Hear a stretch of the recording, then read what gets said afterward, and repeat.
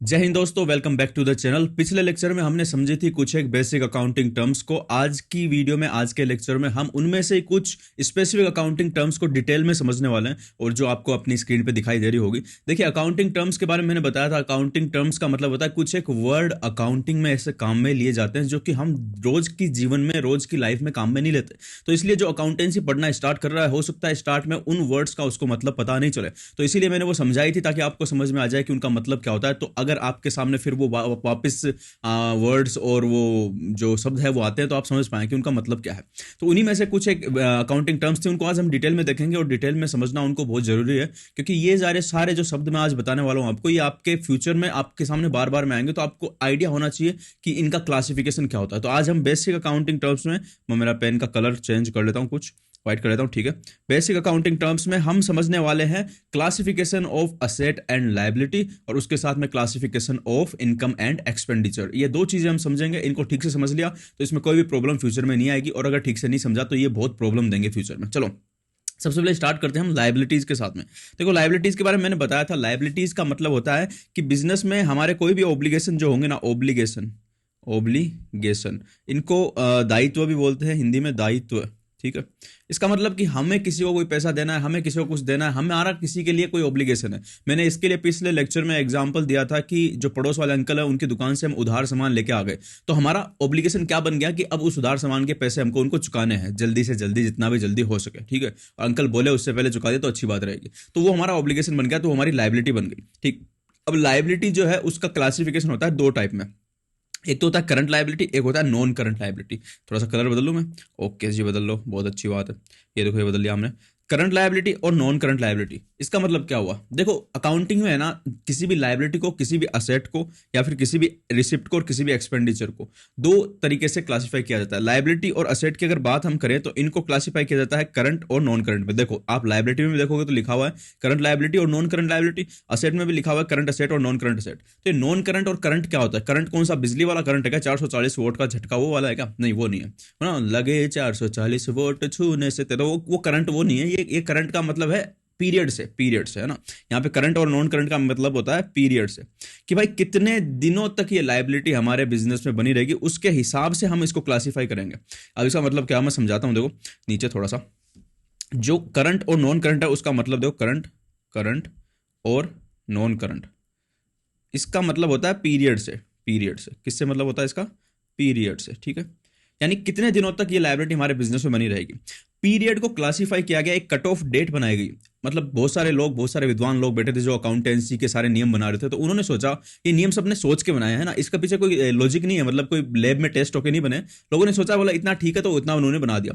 अब देखो, पीरियड में मतलब क्या होता है कि कोई भी लायबिलिटी अगर हमारे बिजनेस में कोई भी लायबिलिटी 12 महीने या उससे कम टाइम तक रहे, कम है ना, 12 मंथ और लेस वो लायबिलिटी बिजनेस में रहेगी, तो उसको हम क्या बोलेंगे? करंट लायबिलिटी है। करंट का मतलब कि चालू, चालू, इसको हिंदी में बोलते हैं चालू। यानी कि भाई इसका पेमेंट हमको 12 महीने से कम टाइम में भीतर भीतर करना होगा, यानी ज्यादा टाइम हमारे पास है नहीं इसको पेमेंट करने के लिए। क्लासिफाई क्यों करते हैं दो दो टाइप में, करंट और नॉन करंट में? ताकि हमको पता चल सके कि कौन सी लायबिलिटी का पेमेंट तो हमें अभी करना है, आने वाला, जल्दी से आने वाला है, उसका पेमेंट की लायबिलिटी हमारी आने वाली है, तो उसके लिए हमें पैसे तैयार करके रखने पड़ेंगे ना। तो करंट वो होगी जिनका पेमेंट 12 महीने से पहले पहले में करना है, यानी जल्दी पेमेंट करना है, तो उनके लिए हम उस हिसाब से अपने पैसे वैसे इकट्ठा करके रखेंगे, ताकि हमको पता है कि भाई अंकल को हमें 1 महीने में पेमेंट करना है, तो हम उस हिसाब से अपने कमाई वमाई में से बचा के रखेंगे कि अंकल को 1 महीने बाद में पेमेंट करना है। लेकिन अगर हमें पता होगा अंकल को पेमेंट करना है 2 साल बाद में, तो उस हिसाब से हम पैसे इकट्ठा अभी नहीं करेंगे, बाद में देखेंगे यार 2 साल बाद में कर लेंगे आराम से, कोई दिक्कत नहीं है। तो इसीलिए बिजनेस में लायबिलिटीज को दो टाइप में कैटेगराइज किया गया, एक तो करंट और एक नॉन करंट, ताकि हम अपनी फंड जो है ना, पैसे जो है उसको जमा कर सके, कि जो लायबिलिटी करंट वाली है उनका पेमेंट हमें जल्दी करना है, तो उसके लिए हम पैसे इकट्ठा कर लेंगे। और जो नॉन करंट वाली है, नॉन करंट किसको बोलते हैं? जिनका ऑब्लिगेशन, जिनका पेमेंट की डेट आएगी 12 महीने या उससे बाद में या उसके आगे, ठीक है। 12 महीने से ज्यादा जिनका ऑब्लिगेशन होगा ना, उसको बोलेंगे नॉन करंट। तो वो बहुत टाइम है भी उनको, कि 1 साल तक तो पेमेंट करना नहीं, 1 साल से ज्यादा टाइम के बाद पेमेंट करना है, तो उसके लिए हम उस हिसाब से सिस्टम देखेंगे। और ये सारी जो चीजें देखी जाती है ना, करंट और नॉन करंट का क्लासिफिकेशन किया जाता है बैलेंस शीट की डेट को। बैलेंस शीट की डेट को, बैलेंस शीट की डेट मतलब जब हम बैलेंस शीट बना रहे होते हैं लास्ट में अपने फाइनल अकाउंट, जब आप सीखोगे, अभी तो हम जस्ट टर्म्स स्टार्ट करें, मैं थोड़ा सा ओवरव्यू दे रहा हूँ, बाद में आप सब सीखोगे कि कैसे हम जर्नल एंट्रीज करते हैं, फिर उसकी लेजर में पोस्टिंग करते हैं, फिर समराइज करते हैं, फिर बैलेंस शीट और P&L और ये सारे फाइनल अकाउंट्स हम बनाते हैं। तो जब बैलेंस शीट बनाएंगे, उस डेट को जो है भाई, कौन सी लायबिलिटी 12 महीने से पहले पेमेंट होने वाली है और कौन सी लायबिलिटी 12 महीने बाद पेमेंट होने वाली है वो देखेंगे, और उस हिसाब से उनको करंट या नॉन करंट लायबिलिटीज में हम क्लासिफाई करेंगे। अब आप बोलोगे कि साहब ये कौन डिसाइड करेगा कि कौन सी लायबिलिटी 12 महीने से पहले किया, कौन सी लायबिलिटी 12 महीने के बाद किया। कई बार तो ये चीज़ें, देखो मैं इनको हटाता हूँ एक बार मैं और अपना और चीज़ें लिख लेते हैं अपन। कई बार तो ये चीज़ें जो है हमारी कॉन्ट्रैक्ट से डिसाइड हो जाती है। मान लो किसी के पास हम उधार माल खरीद के लाए, है ना, उधार माल खरीद के लाए, मैंने बताया था आपको अकाउंटेंसी में उधार को बोलते हैं क्रेडिट, है ना, क्रेडिट पे माल खरीद के लाए। तो उसने बोला कि भाई आप मेरे को 2 महीने बाद में पेमेंट कर देना, 2 महीने बाद में पेमेंट कर देना, ठीक है। तो अब यहाँ तो उसने बोल ही दिया कि भाई 2 महीने बाद पेमेंट करना है, तो ये तो 12 महीने से कम हो गया, तो ये सीधा सीधा करंट में चला गया, ठीक है। और दूसरा, हम खरीद के लाए मान लो कोई मशीन, बड़ी मशीन थी भाई, बड़ी मशीन थी, या फिर गाड़ी थी, मशीन थी, कुछ भी थी, और उसके जो सेलर ने बोला बहुत पैसे, बहुत ज़्यादा महंगी थी वो ना, महंगी थी, हम खरीद नहीं सक रहे थे। हमें बोला भाई देखो हमारे पास इतने पैसे तो है नहीं, तो अगर तुम अपनी मशीन हमको बेचना चाहते हो तो एक काम करो, हमको मोहलत दो तुम, कि हम इसका पेमेंट 2 साल बाद में स्टार्ट करेंगे, 2 साल तक हम इसको चलाएंगे, पैसे कमाएंगे, और उसके बाद में तुमको हम ब्याज और बाकी पैसे चुका देंगे। उसने बोला ठीक है, ठीक है। तो यहाँ पे कॉन्ट्रैक्ट में हो गया कि भाई 2 साल बाद पेमेंट करना है, तो वो हो गई लॉन्ग टर्म लायबिलिटी, है ना। उसी तरीके से हम पैसे उधार लेते हैं कई लोगों के पास में, है ना, हम उधार लेके आते हैं, आप अपने दोस्त के पास पैसे उधार लेके आते हो, आप अपने दोस्त को बोलते हो यार पैसे उधार देते, तो दोस्त सबसे पहली चीज़ क्या पूछता है, देगा कब, देगा कब, है ना। आप बोलते हो यार मैं तेरे को 10 दिन में दे दूंगा, तो ये कौन सी लायबिलिटी होगी, करंट लायबिलिटी। क्यों? क्योंकि ये हमारे 12 महीने से 12 मंथ से कम में पेमेंट इसका करना है। लेकिन आप गए दोस्त के पास, यार बहुत बहुत कड़की चल रही है यार, बहुत इमरजेंसी है, ये वो कब देगा, वो पूछेगा यार मैं तेरे को ना 2 साल बाद दूंगा तो ये हो गई हमारी नॉन करंट लायबिलिटी। हालांकि ये जो है एनसीएल इसको लिखते हैं शॉर्ट में, दोस्त हमारा देगा नहीं हमको पैसे, ये सुन के कि हम उसको 1 साल बाद में पेमेंट देने वाले हैं। लेकिन बताइए एग्जांपल के लिए कि जिसका भी पेमेंट 1 साल बाद करना है उसको बोलेंगे हम 12 महीने, 1 साल का मतलब 12 महीने, है ना, 1 साल का मतलब 12 महीने। तो 12 महीने बाद पेमेंट होगा तो वो होगा नॉन करंट में, और 12 महीने पहले होगा तो वो करंट में। ये आप समझ गए। और क्यों करते हैं हम, ताकि हम उसके हिसाब से फंड अपने बिजनेस के सेट कर सकें, कितने पैसे की जरूरत हमें जल्दी पड़ेगी, क्योंकि वो करंट लायबिलिटी उनका जल्दी पेमेंट होने वाला, तो उनके हिसाब से हम अपनी सेविंग्स करके रखेंगे। और जो नॉन करंट है जिनका बाद में पेमेंट होना है उनके हिसाब से हम अपनी सेविंग करके रखेंगे। तो ये इसलिए क्लासिफिकेशन किया जाता है। उसी तरीके से असेट जो होती है उनका भी क्लासिफिकेशन होता है, करंट असेट और non current asset, current asset और नॉन करंट असेट। तो इनका भी क्लासिफिकेशन करने का तरीका और जो उद्देश्य है वो सेम है। जैसे मैंने लायबिलिटी का बताया, लायबिलिटी हम क्लासिफाई क्यों करते हैं, लायबिलिटी हम क्लासिफाई इसलिए करते हैं ताकि हमको पता चले कि किसका हमें जल्दी पेमेंट करना है, तो उसके लिए हम पैसे इकट्ठे करके रखें, है ना, पैसे इकट्ठे करके रखें। और किसका हमें लेट पेमेंट करना है, तो उसके लिए हम थोड़े लेट आराम से इकट्ठे कर लेंगे। उसी तरीके से असेट जो होती है ना, असेट होती है हमारी खुद की संपत्ति, जिसमें हमने पैसा लगाया हुआ है और जो हमें पैसा देगी बाद में। तो वो भी करंट और नॉन करंट में क्लासिफाई करने का उद्देश्य यही है कि ये पता चल सके कि कौन सी ऐसी असेट है जिनसे हमें जल्दी पैसा मिल जाएगा, 12 महीने से पहले पहले वो पैसे में कन्वर्ट हो जाएगी, और कौन सी ऐसी है जिनको पैसे में कन्वर्ट करने में 12 महीने से ज़्यादा टाइम लगेगा। ठीक है, अभी मैं एग्जांपल देके समझाता हूँ आपको।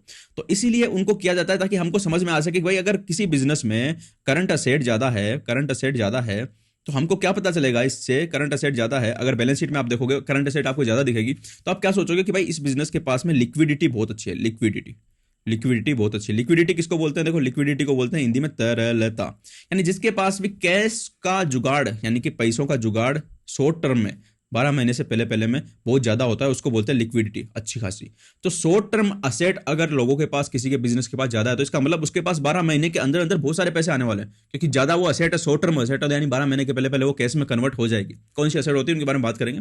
तो वो 12 महीने के पहले पहले कैश में कन्वर्ट हो जाएगी, तो यानी बिजनेस के पास में आप देख के ये सोच सकते हो कि भाई इस बिजनेस के पास में जो है 12 महीने के पहले पहले बहुत सारा पैसा आने वाला है। तो अगर वो उधार मांगता है या फिर कुछ भी मांगता है तो आप उसको दे दोगे कि यार करंट असेट इसकी मस्त है, ठीक है। लेकिन किसी बिजनेस के पास में करंट असेट तो है कम और नॉन करंट असेट जो है वो बहुत ज्यादा है, तो फिर आप क्या सोचोगे कि भाई इसके पास पैसा तो है, इसके पास असेट तो है, लेकिन ये नॉन करंट असेट है, इनका जो पेमेंट आएगा, ये जो कैश में कन्वर्ट होगी, पैसों में कन्वर्ट होगी, कैसे होगी बताऊंगा मैं, तो वो 12 महीने के बाद होगी। भाई इतने दिन तक वेट करना पड़ेगा, तो फिर आप सोच समझ के उसको पैसा उधार दोगे या फिर कुछ भी करोगे।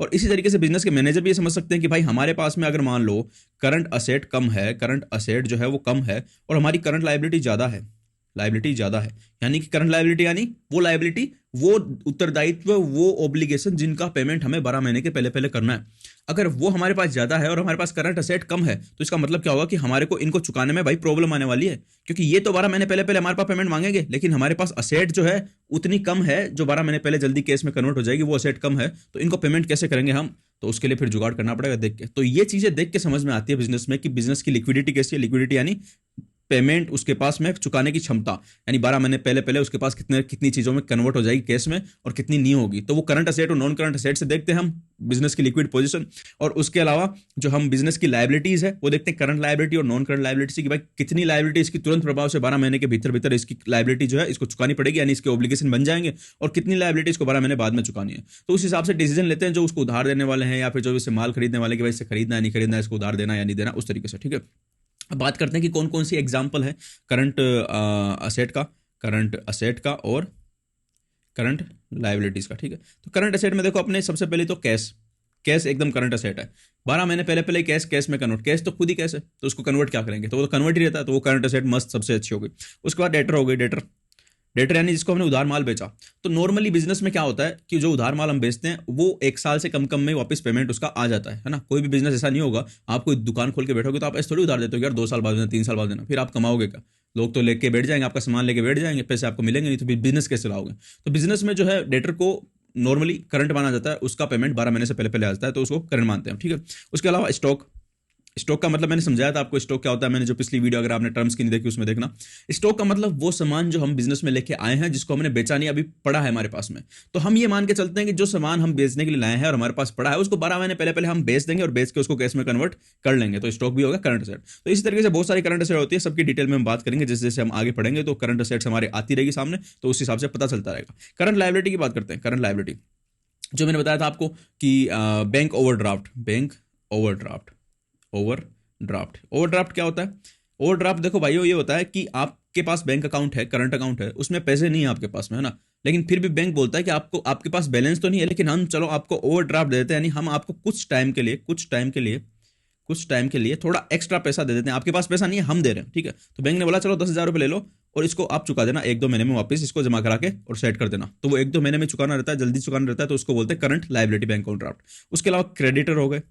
क्रेडिटर का मतलब जिससे हमने उधार में माल खरीदा, तो जिससे हमने उधार में माल खरीदा वो भी हमारे पास पैसे मांगेगा, वो भी ज्यादा दिन तक रहने नहीं देगा, तो 12 महीने से पहले पहले चुकाना होगा हमें, तो वो क्रेडिटर हो गया। ठीक है, और शॉर्ट टर्म लायबिलिटी, बहुत सारी शॉर्ट टर्म लायबिलिटी होती है, उनको भी हम जब आगे पढ़ेंगे तो उनमें हम देखने वाले हैं। तो इसका आप समझ गए क्या होता है करंट असेट, करंट लायबिलिटी, और क्यों हम इनको क्लासीफाई करते हैं, ताकि हमको पता चल सके कि कितनी लायबिलिटी है जो हमारी 12 महीने पहले पहले हमको चुकाने का उत्तरदायित्व तो आ जाएगा, तो हम उसके लिए पैसे तैयार करके रखें, और कितनी ऐसी असेट है जो 12 महीने पहले पहले हमारी कैश में कन्वर्ट हो जाएगी, तो जिससे हमको पता चल जाए हमारी बिजनेस की लिक्विड पोजीशन कैसी है। अब बात करते हैं हम नॉन करंट असेट की।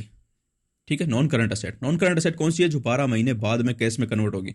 कैश में कन्वर्ट होने का मतलब ये नहीं कि हम उसको बेचेंगे ही, बल्कि ये भी मतलब है कि उसका उपयोग हम 12 महीने से ज्यादा समय तक करेंगे। जैसे मान लो कार खरीद के लाए अपन, ठीक है, तो कार कम से कम 5-6 साल काम में लेंगे हम, है ना, और बिजनेस में काम में ले रहे हैं, मान लो किराए पे चलाते हैं कार को, तो ये फिर हमें क्या देगी? किराया देती रहेगी, किराए पे चलती रहेगी, किराया आता रहेगा, और वो 5-6 साल तक आएगा, है ना, तो यानी कि 12 महीने से ज्यादा टाइम तक चलेगी वो। तो ये हो गई अपनी नॉन करंट असेट। ठीक है, उसके अलावा बिल्डिंग हो गई। लैंड और बिल्डिंग जो होती है ना, लैंड यानी जमीन और बिल्डिंग का मतलब होता है मकान, ये नॉर्मली लॉन्ग टर्म असेट ही होती है, क्योंकि इनका उपयोग 20-30-40 साल तक लोग करते हैं, तो कोई दिक्कत नहीं।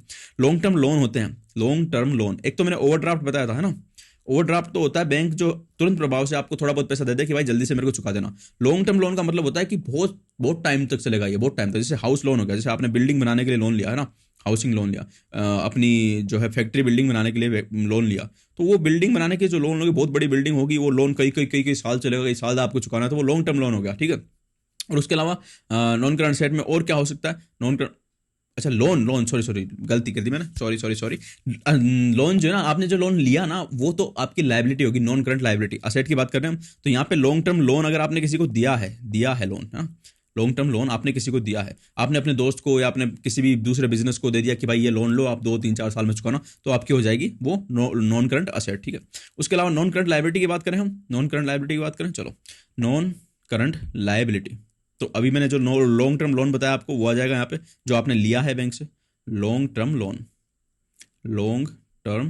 लोन। ठीक है, और उसके अलावा आप डिवेंचर, इसमें आते हैं डिवेंचर्स भी क्या होते हैं कि हमने जनता को, डिवेंचर एक सर्टिफिकेट होता है, एक कागज का टुकड़ा होता है, हम जनता के पास में, यानी सामान्य जनता, आप और सब बैठे हो, मैं आप सबको बोलता हूँ कि यार आप मेरे को ना 100 रुपये दे दो लोन के, है ना, और मैं आपको एक एक कागज का टुकड़ा दे देता हूँ कि भाई मैंने आपसे 100 रुपये उधार ले रखे, मैं आपको ये 5 साल में चुका दूंगा और इस पर मैं इतना इतना ब्याज भी दूंगा, वो मैंने आपको पकड़ा दिया, उसको बोलते हैं डिवेंचर सर्टिफिकेट। तो वो 100 रुपये जो आपने दिए वो मेरे लिए क्या हो जाएगी, नॉन करंट लायबिलिटी, क्योंकि मुझे वो 5 साल बाद में चुकानी है, ठीक है। तो 1 साल से ज़्यादा टाइम के बाद जो भी चुकाना रहता है, 12 महीने के ज़्यादा टाइम के बाद जो भी चुकाना रहता है, वो नॉन करंट हो जाती है, ठीक है। तो डिवेंचर्स हो गई। उसी के अलावा और भी कई सारी लायबिलिटी होगी जो नॉन करंट लायबिलिटीज में आएगी, वो हम देखेंगे आगे। जैसे डेफर टैक्स लायबिलिटी भी होती है, डेफर टैक्स जो है वो थोड़ा एडवांस चीज़ है, जो आपके आगे जब पढ़ोगे आप कॉलेज में तब आएगी, तो वो भी हम देखेंगे कैसे वो नॉन करंट या फिर करंट में क्लासीफाई होगी, ठीक है। तो वो हम आगे देखने वाले हैं आगे वाले वीडियो में, ठीक है। उसके बाद में अब देखते हैं अपन रिसिप्ट की बात करते हैं, रिसिप्ट, ठीक है। रिसिप्ट में देखो, रिसिप्ट और एक्सपेंडिचर, ये भी दो टाइप में क्लासीफाई होते हैं, रिसिप्ट और एक्सपेंडिचर। एक तो होती है कैपिटल रिसिप्ट, एक होती है रेवेन्यू रिसिप्ट, ठीक है। और एक्सपेंडिचर भी होता है कैपिटल एक्सपेंडिचर और रेवेन्यू एक्सपेंडिचर।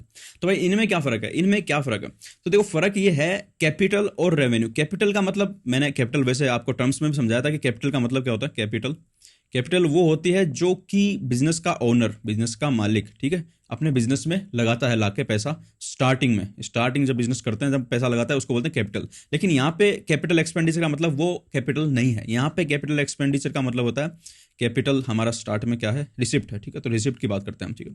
कैपिटल रिसिप्ट की बात, कैपिटल रिसिप्ट की बात वो होती है, कैपिटल रिसिप्ट वो होती है जो कि हमें नॉर्मल कोर्स ऑफ बिजनेस में नहीं मिलती। नॉर्मल कोर्स ऑफ बिजनेस में जो रिसिप्ट हमें नहीं मिलती, नॉर्मल कोर्स ऑफ बिजनेस में जो रिसिप्ट नहीं मिलती उसको कैपिटल रिसिप्ट बोलते हैं। अब नॉर्मल कोर्स ऑफ बिजनेस क्या होता है और रिसिप्ट क्या होती है। रिसिप्ट का मतलब होती है पैसे मिलना हमको, ठीक है। और नॉर्मल कोर्स यानी कि नॉर्मल जो बिजनेस करते हैं उसमें ये रिसिप्ट नहीं होती। जैसे मान लो मेरी मोबाइल की दुकान है, ठीक है, मोबाइल की दुकान है, तो मैं मोबाइल की दुकान पे क्या बेचता हूँ, मोबाइल बेचता हूँ, है ना, मुझे मोबाइलों से बहुत प्रेम है, तभी मैं मोबाइल की दुकान का सबसे ज़्यादा वो लेता हूँ, ठीक है। मैं मोबाइल बेचता हूँ, अब भाई मोबाइल बेचता हूँ तो मेरी नॉर्मल रिसिप्ट तो मोबाइल की होगी, ठीक है। उसके अलावा मेरी नॉर्मल रिसिप्ट क्या होगी कि भाई मैंने बैंक में अपनी मोबाइल से जो सेल हुई उसके पैसे जमा कराए तो उससे मुझे ब्याज मिला, वो मेरी नॉर्मल रिसिप्ट हो गई, ठीक है। मैं अपने ग्राहकों को उधार ईएमआई पे मोबाइल देता हूँ, वो मुझे ब्याज देते हैं जब वो ईएमआई पे चुकाते हैं, वो मेरी नॉर्मल रिसिप्ट होगी। तो नॉर्मल बिजनेस से जो रिलेटेड रिसिप्ट है जो मुझे होती रहती है ना, जो मेरे बिजनेस में, मेरे धंधे में जो रिसिप्ट होती रहती है, उसको तो मैं बोलूंगा क्या, उसको तो मैं बोलूंगा रेवेन्यू रिसिप्ट। रेवेन्यू रिसिप्ट, है ना, रेवेन्यू रिसिप्ट। देखो यहाँ पे दो दिया ना मैंने, कैपिटल रिसिप्ट और रेवेन्यू रिसिप्ट। तो रेवेन्यू रिसिप्ट तो वो है जो नॉर्मल कोर्स ऑफ बिजनेस में होती है, उसको तो बोलेंगे रेवेन्यू, ठीक है, रिसिप्ट। लेकिन जो नॉर्मल कोर्स ऑफ बिजनेस में नहीं होती है उसको बोलेंगे हम कैपिटल रिसिप्ट। अब वो कौन सी रिसिप्ट होगी, जैसे भाई मैंने मान लो गाड़ी खरीद कर रखी थी, गाड़ी, ठीक है, गाड़ी में मैं मोबाइल लेके आता था और सप्लाई भी करता था गाड़ी में मोबाइल, ठीक है, टेम्पो खरीदा था मैंने एक। अब उस टेम्पो को मैंने बेच दिया, वो पुराना हो गया, मैंने बेच दिया। तो ये क्या मेरी नॉर्मल कोर्स ऑफ बिजनेस में होने वाली रिसिप्ट है क्या। मैं मोबाइलों का बिजनेस जो मैं करता हूं, तो क्या मैं टेम्पो बेचने का बिजनेस थोड़ी करता हूं, नहीं ना। तो ये मेरी पहली बात, तो टेम्पो मेरा क्या था, मैंने आपको बताया जो भी चीज का उपयोग 12 महीने से ज्यादा के लिए होगा वो हमारी होगी क्या, कैपिटल असेट या फिर फिक्स असेट बोलते हैं उसको, कैपिटल असेट। और कैपिटल असेट को हम बोलते हैं फिक्स्ड असेट, यानी जिसका उपयोग हम, या फिर नॉन करंट असेट भी इसको बोलते हैं, जो भी हमने ऊपर देखा नॉन करंट असेट, ठीक है। ये नॉन करंट असेट जो है ना हमारी, कहाँ पे गई, ये रही, ये जो नॉन करंट हमारी असेट है इसी का नाम होता है कैपिटल असेट भी बोलते हैं इसको, ठीक है, कैपिटल असेट भी बोलते हैं इसको, फिक्स्ड असेट भी बोलते हैं इसको, और इसी को हम नॉन करंट असेट भी बोलते हैं। तो जो भी नॉन करंट असेट हमारी होगी उनको बेचेंगे और उससे कोई पैसा आएगा तो उसको बोलेंगे कैपिटल रिसिप्ट, समझ गए। Fix asset, non current asset या फिर जो कैपिटल एसेट, एक ही चीज के नाम है, जो 12 महीने से ज्यादा टाइम के लिए हम काम में लेने वाले एसेट को, उनको बेचने से कोई पैसा आएगा तो उसको बोलेंगे कैपिटल रिसिप्ट। और कैपिटल रिसिप्ट को ये भी ध्यान में रख सकते हो कि जो नॉर्मल कोर्स ऑफ बिजनेस में रिसिप्ट नहीं होती, कभी कभार होती है, उसको बोलते हैं हम कैपिटल रिसिप्ट। और इसी तरीके से रेवेन्यू रिसिप्ट की बात करेंगे, रेवेन्यू रिसिप्ट तो वो तो मैंने आपको बता ही दिया। रेवेन्यू रिसिप्ट जो है, रेवेन्यू रिसिप्ट ये होती है वो जो नॉर्मल कोर्स ऑफ बिजनेस में हमको रिसिप्ट होती है, उसको रेवेन्यू रिसिप्ट बोलते हैं। जैसे मैं मोबाइल की दुकान का एग्जांपल दे रहा हूँ बार बार में, तो जैसे मैं मोबाइल की दुकान है तो मोबाइल बेच रहा हूँ, वो रिसिप्ट भी रेवेन्यू रिसिप्ट है। उसके पैसे को बैंक में जमा कराता हूँ, बैंक से ब्याज मिलता है, वो भी रेवेन्यू रिसिप्ट है। ईएमआई पे मोबाइल बेचता हूँ तो वो ब्याज देते हैं, वो भी रेवेन्यू रिसिप्ट है, ठीक है। तो ये नॉर्मल मेरी रेवेन्यू रिसिप्ट है। और मान लो मोबाइल की स्क्रीन गार्ड बेच रहा हूँ, उसके अलावा उससे इंश्योरेंस बेच रहा हूँ, ये सारी जो बिजनेस से रिलेटेड, जो मेरा कोर बिजनेस है उससे रिलेटेड जो रिसिप्ट होगी वो रेवेन्यू रिसिप्ट कहलाएगी। अच्छी बात है। तो ये तो भैया रिसिप्ट का काम हो गया। रिसिप्ट के दो ही कैटेगरी थी रिसिप्ट की, एक तो थी कैपिटल रिसिप्ट और रेवेन्यू रिसिप्ट, रिसिप्ट दोनों हमने समझ लिए, ठीक है।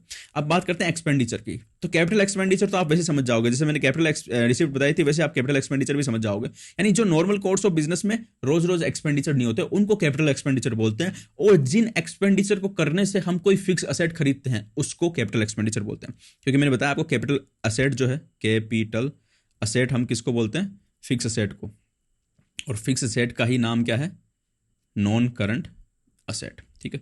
तो नॉन करंट असेट खरीदने के लिए किया गया एक्सपेंडिचर को क्या बोलेंगे हम, कैपिटल एक्सपेंडिचर, जिससे हमारी कोई असेट बने। जैसे मैंने क्या बताया, टेम्पो खरीदा मैंने मोबाइल सप्लाई करने के लिए, तो टेम्पो खरीदा मैंने 5 लाख रुपए का, तो ये मेरी हो गई क्या, कैपिटल एक्सपेंडिचर, क्योंकि इससे मेरी असेट बन गई टेम्पो, जिसको मैं 12 महीने से ज़्यादा टाइम के लिए काम में लूंगा, ठीक है। और मान लो बिल्डिंग मैंने बनवाई, मोबाइल शॉप मैंने बनवाई, तो शॉप बनाने में 20 लाख रुपए खर्च किए, तो ये भी मेरा कैपिटल एक्सपेंडिचर हो गया, ठीक है, कैपिटल एक्सपेंडिचर हो गया। और जो है बाकी भी जिस भी एक्सपेंडिचर का जो है एक असेट क्रिएट हो और उस असेट का उपयोग 12 महीने से ज़्यादा टाइम के लिए हो, तो उसको हम बोलेंगे कैपिटल एक्सपेंडिचर, ठीक है। और रेवेन्यू एक्सपेंडिचर कौन सा होगा, रेवेन्यू एक्सपेंडिचर भी वही होगा, वही डेफिनेशन लगेगी जो रिसिप्ट में लग रही थी। नॉर्मल कोर्स ऑफ बिजनेस में होने वाले, बिजनेस में साल भर होने वाले जो एक्सपेंडिचर है उनको बोलते हैं रेवेन्यू एक्सपेंडिचर।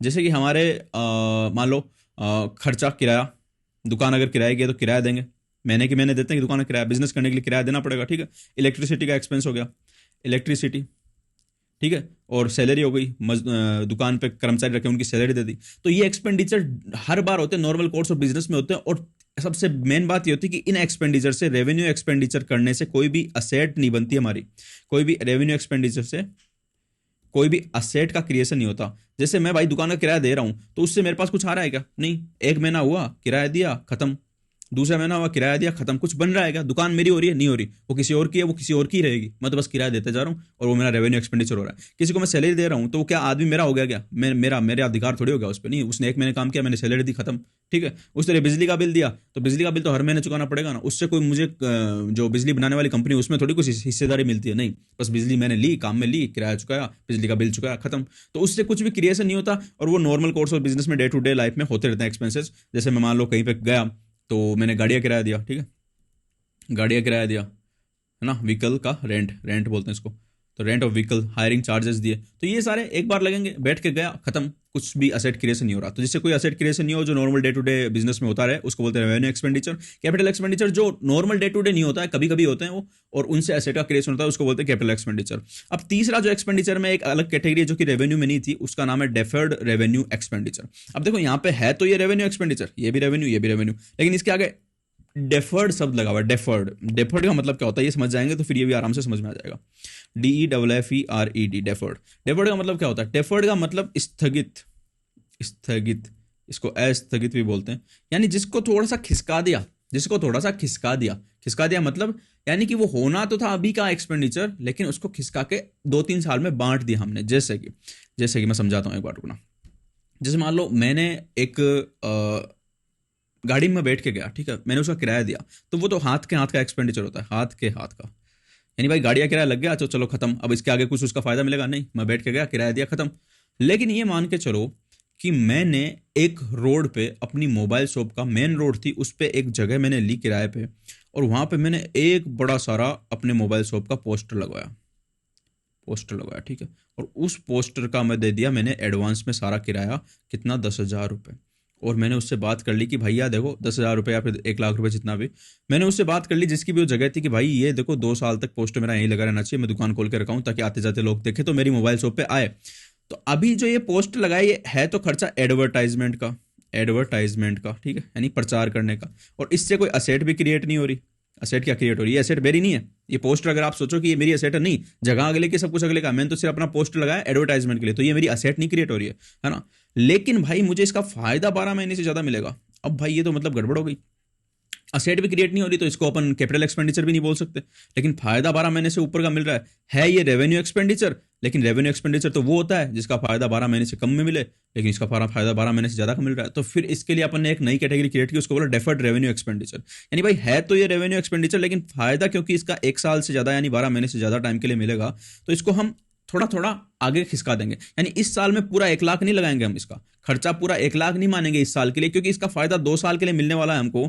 इसका फायदा हमको 2 साल के लिए मिलने वाला है। 2 साल के लिए हमने पेमेंट किया, 2 साल तक हमारा पोस्टर लगा रहेगा, 2 साल तक हमारा प्रचार होता रहेगा। तो हम ये मानेंगे कि भाई देखो 1 लाख रुपए हमने खर्च किए 2 साल के लिए, यानी कि 1 साल के लिए हमारा 50,000 आएगा। तो इस साल हम जो खर्चा बुक करेंगे अपने खातों में वो सिर्फ 50,000 यानी कि 50,000 करेंगे, और बाकी 50,000 को हम आगे खिसका देंगे, अगले साल के लिए खिसका देंगे, है ना। और खिसकाने को क्या बोलते हैं? डेफर्ड। ठीक है, तो इसलिए इसका नाम दिया डेफर्ड रेवेन्यू एक्सपेंडिचर, है ना। और ये स्पेशली एडवर्टाइजमेंट के लिए ही होते हैं, जो एडवर्टाइजमेंट लंबे चलते हैं उनके लिए हम इसको मान के चलते हैं कि ये डेफर्ड है, और उनको उस सालों पे आगे वाले आने वाले सालों पे भी अपन डिवाइड कर देते हैं जिनमें वो एडवर्टाइजमेंट का अपने को फायदा मिलने वाला है। ठीक है, तो ये हो गया सारा सिस्टम, ये सारी चीज़ें थी, ये मैंने सारे समझा दिए। लाइबिलिटी की जो है कैटेगराइजेशन समझा दी मैंने, असेट की समझा दी, रिसिप्ट की समझा दी, एक्सपेंडिचर की समझा दी, कौन कौन से होते हैं और क्यों होते हैं। अभी आपको ये बताऊं कि मैं ये कैपिटल एक्सपेंडिचर और रेवेन्यू एक्सपेंडिचर को क्यों अलग अलग बांटा गया। ठीक है, क्यों अलग अलग बांटा गया, तो इसके लिए भी वही है भैया, वही चीज है कि जो एक्सपेंडिचर होता है उसको हमें अपने खातों में दिखाना पड़ता है ना। अलग अलग बांटा क्यों गया, कारण समझ जाओगे तो फिर टेंशन नहीं रहेगी किसी भी चीज की। एक्सपेंडिचर जो होता है, इसको मैं डिलीट कर दूं, ठीक है, ये वाला भी डिलीट कर देता हूं मैं, ओके। एक्सपेंडिचर जो होता है बिजनेस में,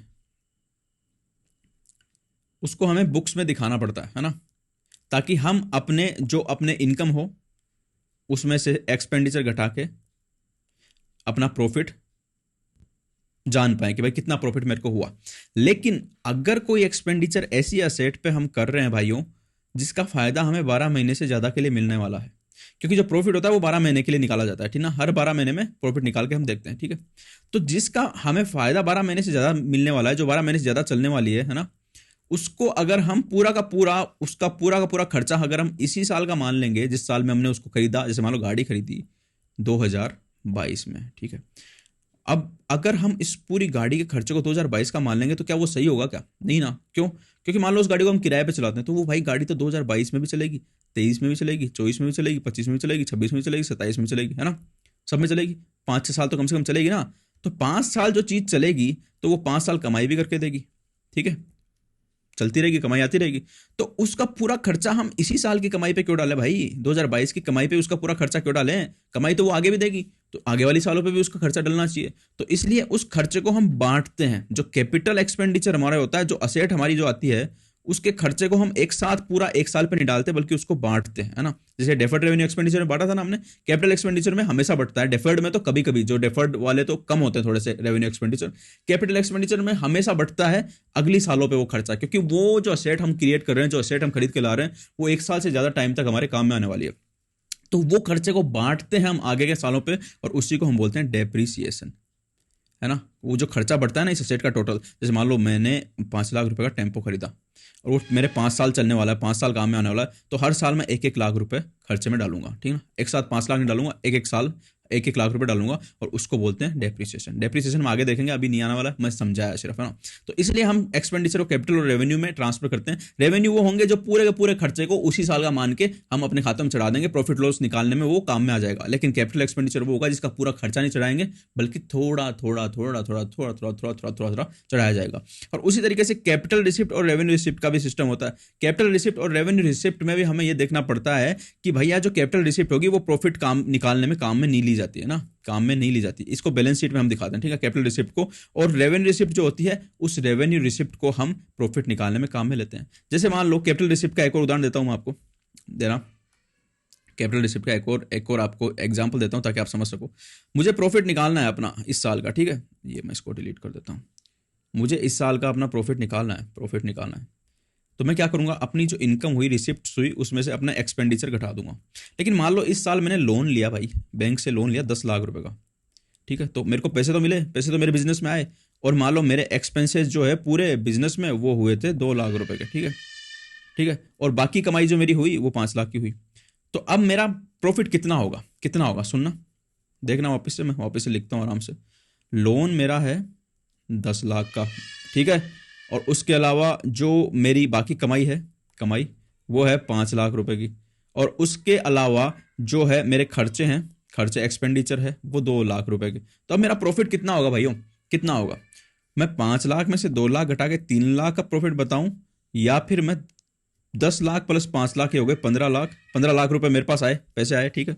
15 लाख में से 2 लाख घटा के मेरा 13 लाख का प्रॉफिट बताओ। तो जो मेरा प्रॉफिट होगा वो होगा कितना, 5 लाख माइनस 2 लाख बराबर 3 लाख, 3 लाख, है ना। तो जो है प्रॉफिट वो होगा 2 लाख 3 लाख रुपए का। ये जो 10 लाख रुपए, इसको हम अपनी इनकम नहीं मानेंगे। हालांकि ये पैसा हमें मिला है, ये पैसा हमें कैश में या बैंक में आया है, लेकिन ये कैपिटल रिसिप्ट है, ये हमारी रेवेन्यू रिसिप्ट नहीं है। ये हर बार नॉर्मल कोर्स ऑफ बिजनेस में होने वाली रिसिप्ट नहीं है, ये हमें लोन मिला है बैंक से जो हमें चुकाना होगा बाद में। तो इसको हम अपनी बैलेंस शीट में दिखाएंगे, ना कि अपने प्रॉफिट एंड लॉस अकाउंट में प्रॉफिट कैलकुलेट करते टाइम इसको काम में लेंगे। तो इसलिए हम रिसिप्ट को भी कैपिटल और रेवेन्यू में अलग अलग ट्रांसफर करते हैं, ताकि हमको पता चल सके कि इस साल का प्रॉफिट कैलकुलेट करने में हमें किस रिसिप्ट को काम में लेना है। और उसी तरीके से हम कैपिटल एक्सपेंडिचर, रेवेन्यू एक्सपेंडिचर को भी अलग अलग क्लासिफाई करते हैं, ताकि हमें पता चल सके किस एक्सपेंडिचर को हमें प्रॉफिट कैलकुलेट करते टाइम पे काम में लेना है। और उसी तरीके से डेफर्ड रेवेन्यू एक्सपेंडिचर भी मैंने बताया कि उसका तो डेफर कर देते हैं हम, यानी मान लो 2 साल तक उसका बेनिफिट मिलने वाला, तो 2 साल में उसको बांट देंगे। तो इस तरीके से क्लासिफिकेशन के पीछे का उद्देश्य क्या वो मैंने आपको समझाया, और क्लासिफिकेशन क्या होता है, इनका कैसे होता है वो मैंने समझाया। अगर कोई भी डाउट हो तो कमेंट करके जरूर पूछना। मिलते हैं नेक्स्ट लेक्चर में, और thank you very much for watching this video. जय हिंद।